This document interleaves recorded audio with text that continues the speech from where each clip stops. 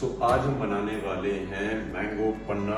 बहुत लोगों को पसंद आता होगा। मैं अपना तरीका बताता हूँ जो बहुत सिंपल है।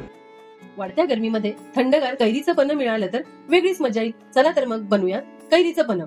एका कढईत किंवा सॉस पॅन मध्ये कैरी, पाणी, चवीनुसार गूळ, आलं, हिरवी मिरची घाला।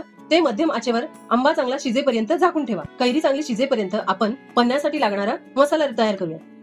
पॅन मध्ये जिरं, बडीशोप, हिरवी वेलची, काळं मिरी, काळं मीठ घालून चांगलं भाजून घ्या आणि ते थंड झाल्यावर त्याची बारीक पावडर करून ठेवा। तर आपली कैरी ही चांगली शिजून थंड झालेली आहे। पूर्ण काढून झाल्यावर याची मऊसार पेस्ट करूयात। तर ही पेस्ट तुम्ही एक महिनाभर स्टोर करून ठेवू शकता। याचे तुम्ही क्यूबही करून ठेवू शकता।